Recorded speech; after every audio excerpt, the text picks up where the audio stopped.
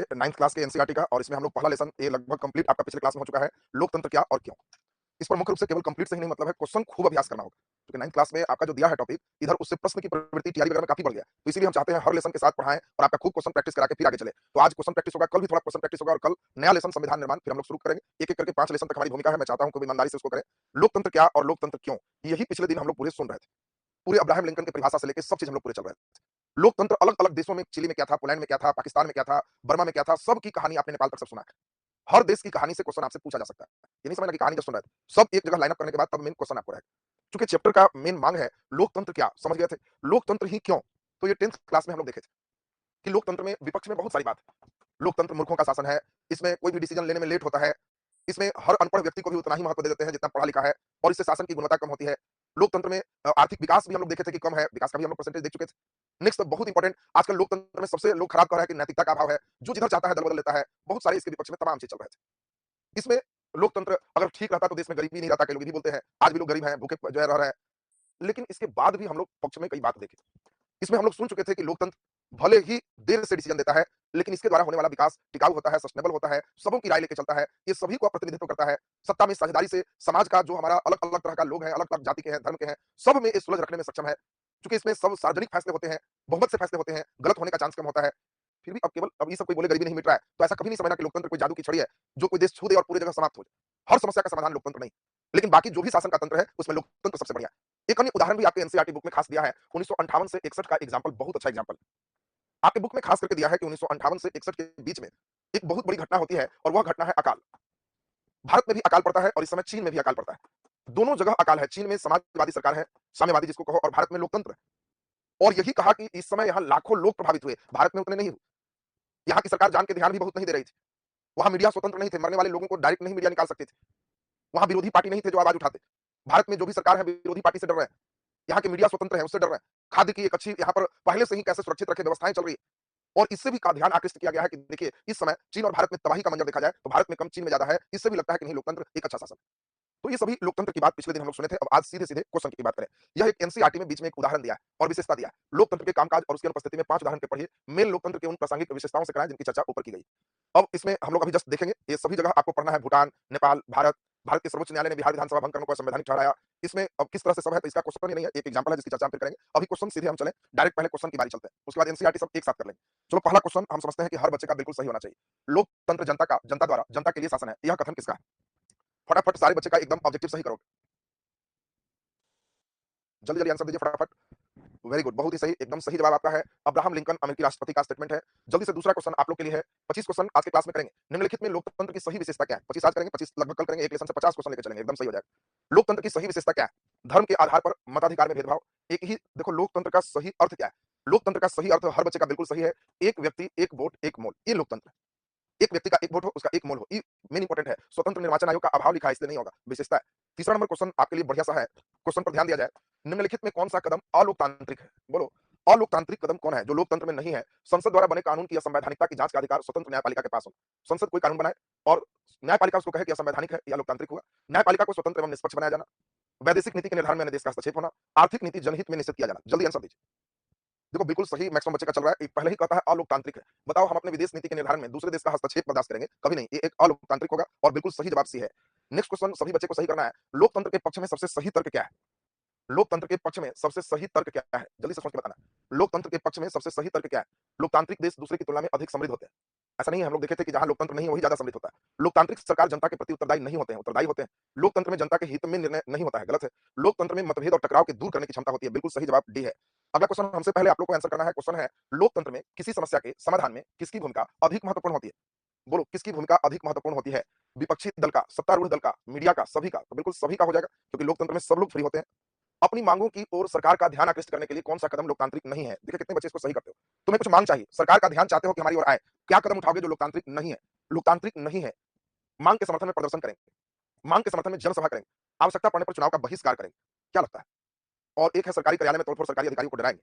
तो बिल्कुल सारे बच्चे का सही है। देखो आवश्यकता पड़ने पर चुनाव का कई जगह बहिष्कार भी होता है ताकि लोग समझाने जाए। ये लोकतांत्रिक ही विधि है। जनसभा करना है, प्रदर्शन करना है, ये सब लोकतांत्रिक विधि है। कभी ऐसा नहीं करना है कि सरकारी कार्यालय में तोड़फोड़ किए और अधिकारी को हड़का रहे हैं, ये लोकतांत्रिक नहीं है। निम्नलिखित में लोकतंत्र की सफलता की आवश्यक शर्त क्या है? जल्दी बोलो। लोकतंत्र हमारा सफल हो, लोकतंत्र एकदम सफल हो, इसके लिए आवश्यक शर्त क्या है? कंडीशन क्या है? जल्दी सोच के बताओ। सेना को देश का शासन सौंप देना, ये आवश्यक शर्त सफलता का कभी नहीं हो सकता।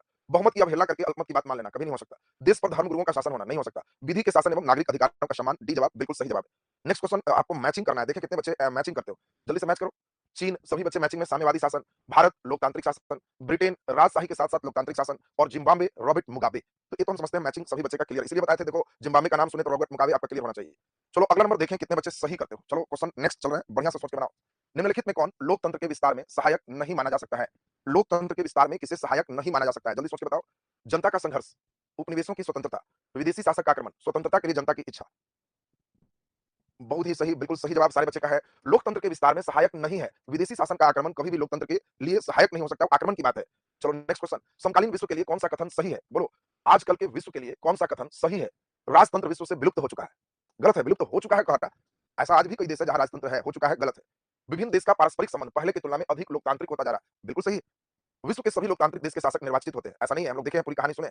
विश्व में कहीं भी सैनिक तानाशाही नहीं है, तो गलत है। कई जगह शासक मनोनीत होते हैं, कई जगह दूसरे सिस्टम से भी जनमत संग्रह करा के भी चल रहे हैं, तो इसलिए बी जवाब सही हो गया। चिली में लोकतंत्र की वापसी किस तरीके से हुई? देखो चिली की कहानी आपको पहले से समझा चुके हैं। चिली में क्या था आप सभी बच्चे जानते हो, ओएनडे की सरकार थी। और ओएनडे की सरकार देखो चिली जैसा ही कहेगा, ये सब नाम एकदम ठीक-ठाक रखना। तुमको दक्षिण अमेरिका की कहानी इसीलिए पिछले दिन समझाए थे, ताकि जब रहे तो एकदम आपको बिल्कुल क्लियर हो जाए। आइंदे की सरकार थी और आइंदे की सरकार बहुत बढ़िया शासन कर रही थी। आपको याद है कि चिली को खूब बढ़िया कर रही थी, बच्चों को फ्री में दूध देना, आर्थिक विकास करना, लेकिन वहां से जो तांबा लेके विदेशी लोग जा रहे थे, नाइट्रेट लेके जा रहे थे, विरोध की। और इसीलिए आपको याद होगा अगस्ते पिनोसो के नेतृत्व में ये सैनिक शासन हो गया और ये ओएनडे की हत्या की और पिनोसो वहां हेड बन गए। फिर कहानी आपको याद होगी। पिनोसो हेड बनने के बाद वहां बाद में फिर जनमत संग्रह कराया, लेकिन उस जनमत संग्रह में इनकी हार हो गई। और मिशेल वेसल बड़ा इंपॉर्टेंट है, मिशेल वेसल ये वहां पे फिर हेड बने, 15 साल तक इसने राज किया और 2006 में मिशेल वेसल वहां पर फिर हेड बने पिनेसे के हटा करके। अब देखो चिली से कोई क्वेश्चन इसमें से आ सकता है। अंतिम में हम फिर एक जगह जो वाइंड अप करेंगे उस पर खास ध्यान दीजिएगा, वही मेन प्रश्न बनेगा। तो चलो अभी चिली में लोकतंत्र की वापसी किस तरीके से हुई?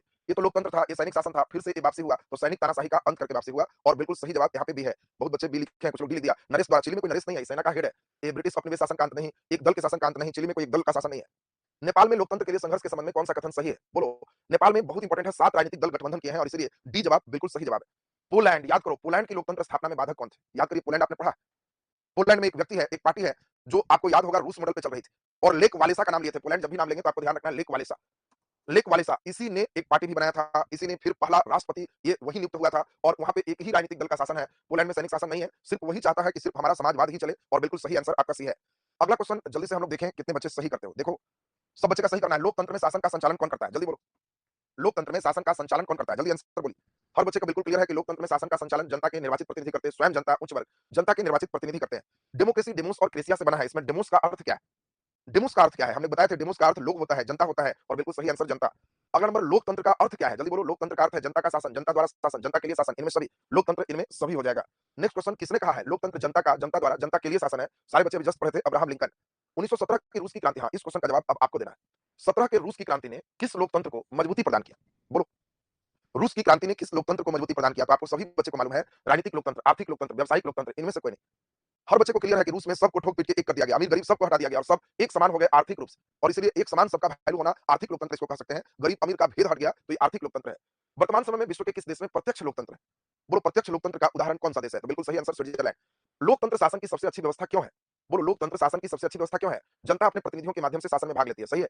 शासन के अंतिम निर्णय लेने की शक्ति जनता के प्रतिनिधियों के हाथ में होती है, बिल्कुल सही है। इसमें विधि के शासन की स्थापना होती है और नागरिक अधिकार की गारंटी होती है, इसलिए बिल्कुल है इनमें सभी। विधि के शासन का क्या अर्थ है? कानून की सर्वोच्चता, व्यक्ति की नहीं, सही है। विधि के समक्ष सब कुछ समान है, विधि द्वारा समान संरक्षण है, बिल्कुल सही आंसर इसमें भी डी हो जाएगा, बहुत ही सुंदर। अगला नंबर जल्दी से आंसर दें, देखें कितने बच्चे सही करते हैं। लोकतांत्रिक व्यवस्था में नागरिकों को किस प्रकार के मौलिक अधिकार प्राप्त होते हैं?